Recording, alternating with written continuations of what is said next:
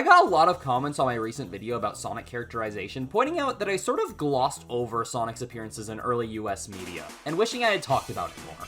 And honestly, yeah, I think that's totally a fair point. It was incredibly antithetical to my point to just ignore a side of the series many people grew up with simply because they were a product of their time in the localizations. I still stand by everything I said in that video. I'm overall happy with how it came out, but I should have really emphasized that my point that Sonic's early characterization laid the groundwork for his late 90s and 2000s appearances really only applied to the Japanese side of things. But if I'm being completely honest, US Classic Sonic has always been something of a blind spot in my Sonic knowledge. I became a Sonic fan in, 2016, and yeah, in the last decade I've gone back and played every Sonic game. I've learned what feels like all there is to know about the series. Except all that early American stuff. It's always just felt a bit alienating. It's no secret I'm more of a fan of the Japanese side of the series. So the American stuff has always just seemed so radically different that I never gave it much more than a cursory glance, only ever hearing about it secondhand and maybe watching a few random episodes of the 90s cartoons out of boredom. But you know what? Today's the day I'm finally gonna change that. I'm taking this opportunity to research as much as I can about the US Classic Sonic to finally fill that gap in my Sonic knowledge. I'm gonna read the manuals, the Bible, I'm gonna watch the cartoons, I'm gonna read the comics. I'm finally gonna know who Sir Bartleby Montclair of Dresden is, damn it! Sonic as a character was created to be very American, taking inspiration from things such as Michael Jackson's boots on the album cover of Bad, and its personality being apparently inspired by, I shit you not, Bill Clinton, the then future president of the United States. I am not making this up, here's the source. If there was a problem, Bill Clinton took action right away. I saw that American attitude on TV. That was the kind of character I wanted to make. So of course, when Sega of Japan sent Sega of America sketches of Sonic's design in order to pitch the character as the company mascot, it must have been an immediate hit, right? Well, not quite. The CEO of the time, Michael Katz, has gone on record to say he thought making a character based on a hedgehog, an animal which nobody in their target demographic would be familiar with, was fucking nuts. Apparently hedgehogs were a relatively obscure animal before Sonic. Huh. I think we're lucky that Katz left the company shortly thereafter and Tom Kalinske became CEO, because he was at least neutral on the little blue guy, but of course he thought there needed to be some changes. First of which being his design, which was altered by a man named Greg Ray. Or Greg Martin? I'm finding conflicting sources on which of the Gregs was responsible for Sonic's redesign. The Sonic Wiki says it was Greg Martin, but doesn't cite a source, but Sonic Retro states that Greg Ray was hired to redesign Sonic, citing the agency he worked for's website. But that site also claims he's responsible for the original Sonic design, and that Sega had no idea what he should look like, which isn't true. Naoto Oshima designed Sonic, so I don't know how reputable this source is, so it's one of the Gregs! I'm pretty sure it was Greg Ray who did the initial redesign and the artwork on the Sonic 1 box, but Greg Martin was responsible for most of the later artwork on the other games' box arts and stuff. If I've got that wrong, then, oops. Either way, Sonic Team themselves reportedly weren't fans of the redesign, but Sega of America managed to convince them that it was necessary for Sonic to succeed in the West, so it stuck. As for my opinion, well, he certainly looks more American. In the sense I don't think he'd look out of place on a can of Alphagetti. On a serious note, I don't hate him. There are times where he looks pretty good, especially in Sadam, but he sure started looking a hell of a lot better once they dropped the mohawk. The Japanese design with the US shading looks fucking sick. Anyways, after that, they of course made the notorious Sonic Bible. The Japanese canon had Sonic born on a place called Christmas Island, and he left his home at an early age to seek out a life and adventure and freedom. Obviously not American enough, so they altered it to make him live in Hardly, Nebraska, in a hedge beside a local burger joint eating scraps with his mother and 5 sisters. And he has a dead father in, quote, hedgehog heaven. Obviously. Okay, to be fair, that was an early draft. They realized that was stupid as fuck, and later drafts cut all that Nebraska shit and just had him grow up in a forest in Green Hill. The Sonic Bible is also where the name Mobius came from, which was the name used for Sonic's world in most, if not all, early American Sonic material, and continued being used in the Archie comics up until its cancellation. Kinda neat how it persevered that long. Also, apparently, Joe Sushi the Walrus taught Sonic how to swim, which is interesting considering I think Sonic is pretty famous for not doing that. Also, I think the Sonic Bible is the first mention of there being a 7th Chaos Emerald, which is really fucking interesting, actually. Basically, in the Sonic Bible, Robotnik wasn't originally evil. He was once a scientist named Ovi Kintobor, which is just Robotnik backwards, who was attempting to use the Chaos Emeralds to banish evil from the world. He creates an ultra-radical device called the, quote, amazing transformation machine. But after zapping the 6 Chaos Emeralds with the planet's evil somehow, he realizes they're incredibly unstable and begins searching for the 7th to contain the evil in the Chaos Emeralds and neutralize it, and then seal the emeralds away in the frozen core of Mobius to remain harmless for eternity. He befriends Sonic after he rolls into his underground lab on accident and makes him faster by letting him run on his supersonic treadmill and giving him friction-reducing sneakers. But before Kintobor could find the 7th Chaos Emerald, a wave of radiation hit his lab, causing his ultra-radical, amazing transformation machine to zap him with the evil energy of the Chaos Emeralds, and combine his DNA with a rotten egg, turning him into the evil Dr. Ivo Robotnik, hell-bent on taking over Mobius. It's kind of funny, the version of Eggman who's part egg and part man is the one version who isn't named Eggman. The US Sonic Bible also has the description of Sonic and his characterization, as well as some dialogue from Sonic himself. As far as I know, there's not really an equivalent description in any Japanese media, so I can't directly compare it, but for context, Sonic's characterization in the Japanese manuals feels pretty in line with his later Japanese characterization, at least in my opinion. He doesn't get much dialogue or really an in-depth character description, but all the things he says and is described as doing feel Sonic-like to me. And it's especially noticeable with the other members of the cast, where their descriptions, which are much more in-depth than Sonic's, more or less describe their adventure personalities. He's carefree, cool, adventurous, someone who can be looked up to and inspires others. The American side of things definitely had a less modest Sonic, is how I'll say it. One of the first things he says is, first, I'm not a hero, I'm a superhero. And it's like, okay, Sonic, let's bring it down to Pegman. It explicitly states Sonic thinks he's perfect, but he's not, and that he never analyzes a situation. He just plunges in. He likes video games, fast food, candy bars, and playing practical jokes. Once again, I will say, he is a lot more American, I'll give him that. I'm not gonna criticize it too much for being different. For what I know, Sega of America wasn't really given much to go off of in the early days, so I get why they leaned a lot more into Sonic being the dude with the toad. But like I said, it's so radically different, it feels very alienating. But I do actually find it interesting. It's kind of like they tried to interpret Sonic and its lore by just going off the games and trying to expand from there with no added context. With the Sonic Bible out of the way, we're finally at the point where Sonic 1 has actually fucking come out.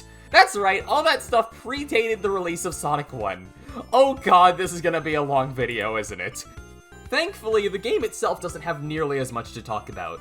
The only in-game differences between the US and Japanese versions just come from the fact that the Japanese version is a slightly later build of the game, since it came out slightly later over there. Alright, let's talk about the manual, because that's where the real changes are.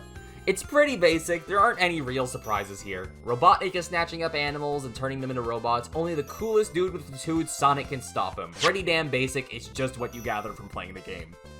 I actually find it more interesting because of the things it doesn't mention. The Japanese manual explains that the game takes place on an island known as South Island, and that's a mobile island, which floats along the ocean through the power of the Chaos Emeralds, which exist within distortions created by the island itself. Obviously, we all know about South Island these days, but the US manual doesn't mention it at all. I thought maybe the 8-bit manual would mention the island, since, you know, you see it on the map screen, so they'd have to explain it, but there's nothing there either, it has pretty much the same blurb. The Japanese manual also mentions that Sonic and Eggman have had many encounters before this point, but this was the first time he turned anyone into robots. I mean, I guess technically the US manual doesn't state anything that contradicts this, but it just isn't mentioned at all. Sonic 2 was actually partially developed by American Sega staff, so I kinda wonder if the idea for the 7th Chaos Emerald came from the US Bible. If so, that would probably be the US canon's longest lasting impact on the series. I don't know, maybe some obscure Japanese thing I've never heard of mentioned it before the Bible did, let me know if I'm wrong. Anyways, once again, there are little to no differences in games, so let's look at the manuals. Obviously, since you can see West Side Island on the title screen, they've gotta mention it by name in the US manual, right? They didn't mention West Side Island in the US manual. Both the US and Japanese manuals actually have somewhat similar origins for Tails befriending Sonic, where Tails just started following Sonic along and Sonic just let him do as he pleased. Only major difference is that in Japan, Tails' first encounter with Sonic was recent, as Sonic had only recently landed on West Side Island, whereas the US manual states that Tails dreamed of being like Sonic since he was a baby fox. Other than that, it's pretty similar story-wise. Eggman's building the Death Egg, Sonic's gotta stop him, basic Sonic 2 plot. The other major omission, though, is Tails' character profile. You wouldn't know it from the American cartoons or comics, but the Japanese manual for Sonic 2 already established Tails having an affinity for machines and inventing, as well as other random details, like his favorite car being the Lotus Super 7 and him loving mint candy. None of this made it over, so none of the American media from the era really adapted Tails' technological prowess, depicting him as just kinda a kid. Sonic CDs might be the funniest fucking localization ever. For once, they got the location name. They talk about Little Planet, which appears once a year for a month over Never Lake, and how Sonic is going to see it, but he comes to find it's chained to a rock. All this is identical between the Japanese and English versions. Absolutely identical. The one change they made? Amy Rose isn't the one who got kidnapped. It was fucking Princess Sally! They translated Amy's name as Princess Sally from the Saturday morning cartoon. Why did they do that? And they call her a hedgehog here too, and they didn't change her sprite in game, so it's not like they're replacing Amy's role in the story with Sally. They just translated Amy's name as Princess Sally. Who were they trying to fool here? Sonic 3's manual is actually pretty bang on. Both of them say the Death Egg crashed into the floating island, which floats by the power of the emeralds. Eggman wants to steal the island's emeralds to repair the Death Egg, and Eggman tricks Knuckles into thinking Sonic is after the island's emeralds. I'll be fucking damned, they nailed it! They even got Knuckles being the last of the Echidnas after they were wiped out long ago. Neither manual mentions the Master Emerald, since that only first appeared in Sonic and Knuckles' manual, which again, they actually translated pretty well. To be fair, it basically just describes the events of the start of the game, but still. Okay, so that's all for the mainline Genesis titles. Now it's time for the juicy stuff, where Sega of America is left to their own devices to make something original. And what better place to start than the DiC cartoons? I'm gonna say this up front, I did not watch the whole cartoons when researching for this video. That would have taken forever, and I have a full-time job, man. I watched a couple episodes of each of them so I could figure out their vibes, and that's it. So I'm not going to be giving a comprehensive overview of the whole shows, I'm just going to talk about what's unique to each of them, their vibes, and what I think of them. Let's start with Adventures of Sonic the Hedgehog, since that was the one I had the most familiarity with prior to researching for this video, if only for its significance in internet culture. This show has a completely different vibe from the other two cartoons, with the other two having a more serious tone, depicting Robotnik as a dictator who's enslaved and roboticized millions, whereas this show depicts him as more of a cartoonishly evil villain with goofy robot lackeys. Speaking of, Scratch and Grounder are the best lackeys Robotnik ever had in any media, full stop. They, along with Long John Baldry's Robotnik, are the highlight of this show for sure. As opposed to the other shows, which have a lot more focus on their own unique characters, this one primarily centers around Sonic and Tails, which is a welcome choice in my book.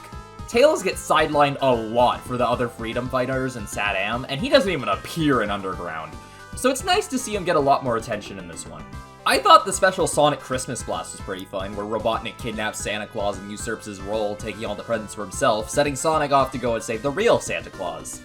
Though, oddly enough, it features Princess Sally from the Saturday morning cartoon? Except I guess they couldn't get her voice actor, since she says absolutely nothing. It also includes other things from that show, like Robotropolis and SWAT bots, which is funny because they don't make any other appearances in this show. It also has noticeably higher quality animation than the rest of the show, since it was made like 3 years later and definitely had a lot more of a budget. Honestly, I feel like this show is almost a little too batshit insane for me at times, but that's definitely a product of it being made for children in the 90s, whereas I am in fact an adult in the year 2025 who has been spending way too much time watching American Sonic cartoons. Next up is Sadam, or just Sonic the Hedgehog. And you know, something I found funny about this show is that Sonic in it seems to describe things solely on the scale of nowhere near cool to way past cool. Like, going to Robotropolis is nowhere near cool, but destroying some SWAT bots is way cool, but you know, evading Robotnik is way past cool. He also says juice like 6 times per episode, which means he's gotta juice once every 2 minutes.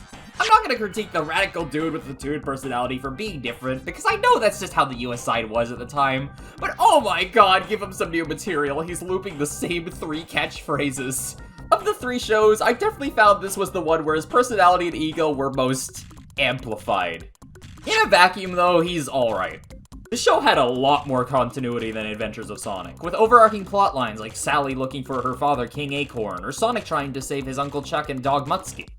Honestly, I was a lot more engaged than I thought I would be. I could see myself sitting down and watching the rest of this. Obviously, this show's claim to fame is the Freedom Fighters, which found their start here. I think they're a decent cast which bounce off of each other well, though in the 6 episodes I watched, Sally was really the only one to get much focus. I like them all well enough though, except Antoine.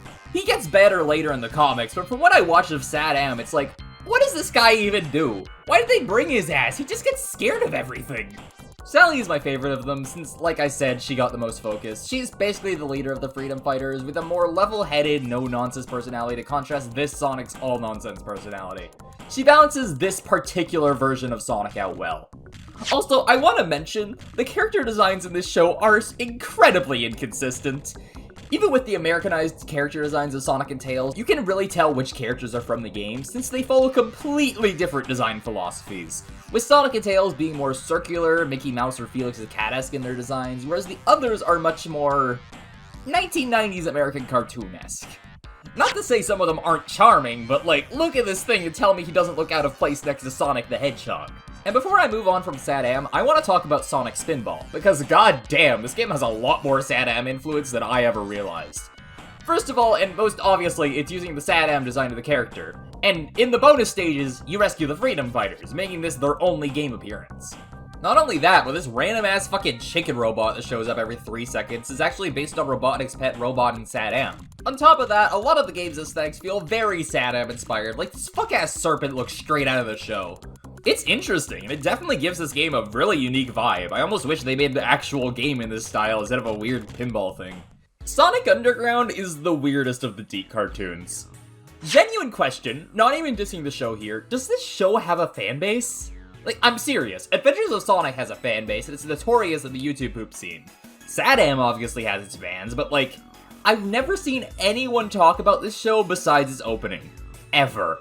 And another thing, it came out in 1999. Sonic Adventure was already out. Why were they still making these? Underground is pretty similar to Sadam lore-wise. Robotnik took over Robotropolis and all that stuff. Except in this universe, Sonic is the son of Queen Alina Hedgehog and has 2 siblings named Sonia and Manic. But a seer warned Queen Alina of Robotnik's takeover, and that only her children could save Mobotropolis from his rule, and that they must be separated.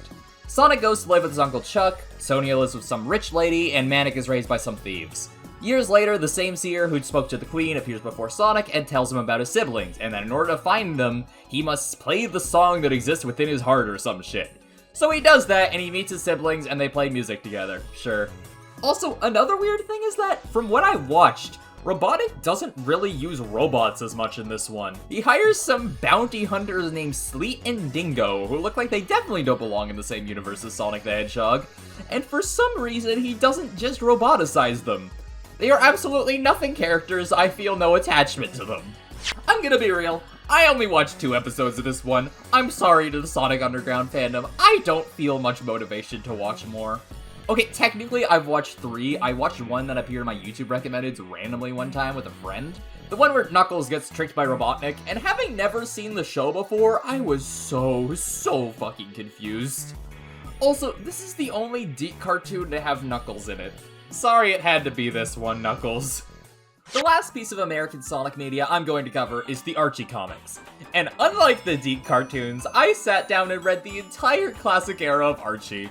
Not the Knuckles comics though, I really don't have it in me, and this video is already taking long enough to make.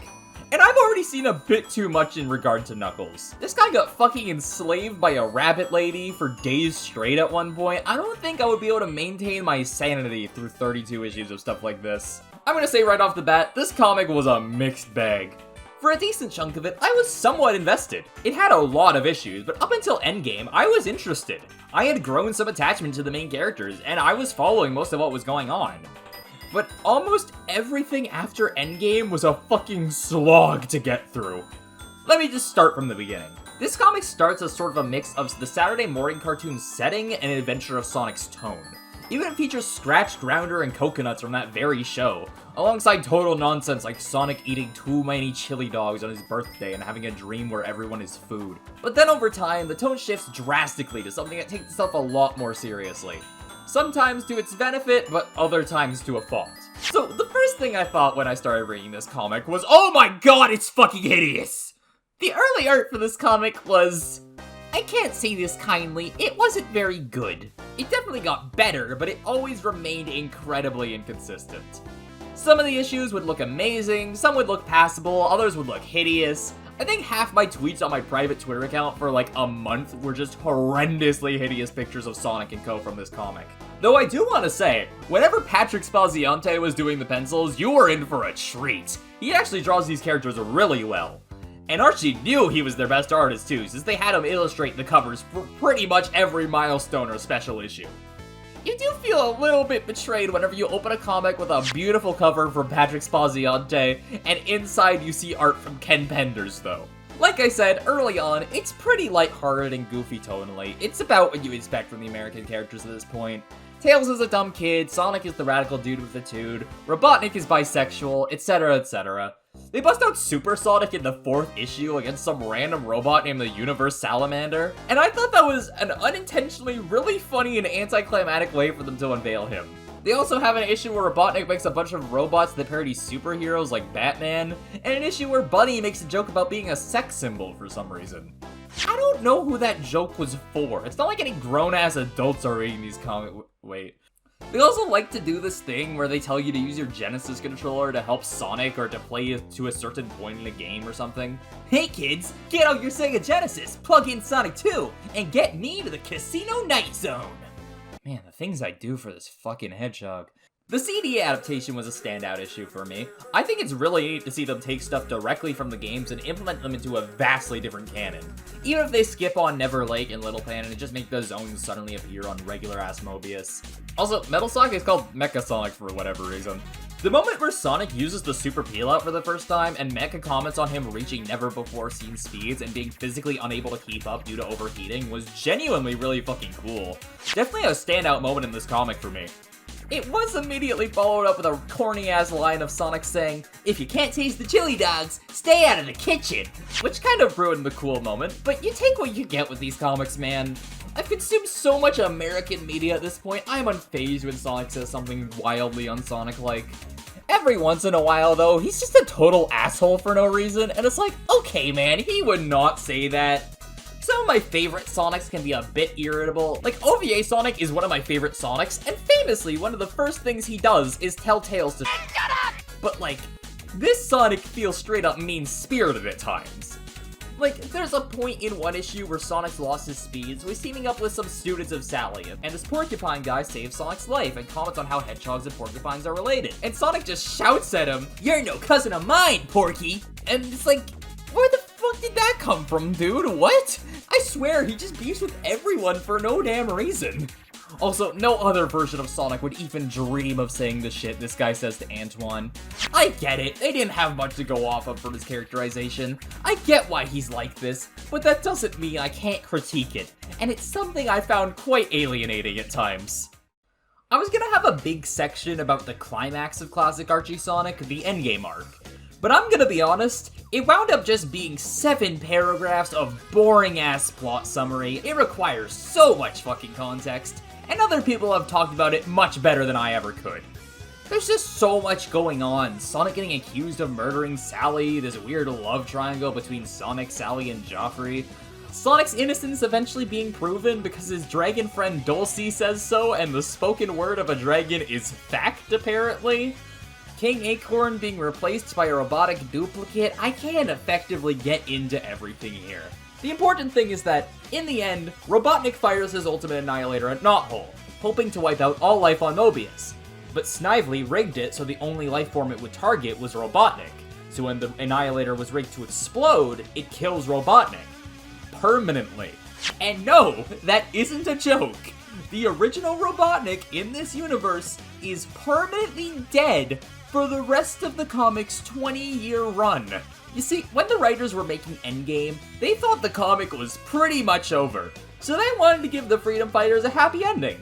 The problem is that the comic kept going, so I feel like after that, they kinda just didn't know what the fuck to do. There was this arc of Sonic tracking down some guy named Ixis Naugus, who was a former royal wizard for the Kingdom of Acorn who turned evil. And that wound up splitting up Sonic and Tails from the rest of the Freedom Fighters. and there were a whole bunch of issues of just Sonic and Tails getting caught up in some shit with so many new characters I was expected to just understand and care about in like 5 seconds, and I'll be real, I retained almost nothing. There was a point where King Acorn called for the dismantling of all roboticized Mobians, and then a part where he tried to force Sally to marry Antoine. We need to just send this guy back to the Zone of Silence. I think Robotnik goes on to something banishing him there. I don't know, everything felt kinda messy. By the last couple issues, I was just begging for it to end. I remember after reading issue 57, I scrolled down to the comments of the issue to see what people had to say, and literally every comment was just, okay new readers, it's about to get fucking rough, strap in, and I was like, oh god, what am I getting into? And to be quite frank, I'm happy to just be done with it.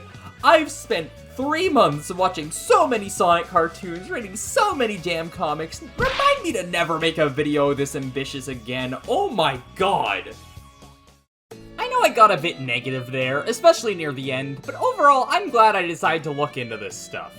Obviously, miss, I made a 20-minute video about Sonic characterization, was never gonna prefer the American stuff to the Japanese stuff. But at the very least, I now have an informed opinion on the American stuff, and I was able to see value in some of it. I know I ranted about these depictions of Sonic not being like Japanese Sonic, and I stand by that, they're inherently completely different characters. But I understand how someone could fall in love with this version too. Like I said, in a vacuum, ignoring what he isn't, he's a totally fine character. He'll never be my Sonic, and he'll never be the original Sonic. But maybe he's someone else's Sonic, you know? And at the end of the day, I know who Sir Bartlemy Montclair of Dresden is now!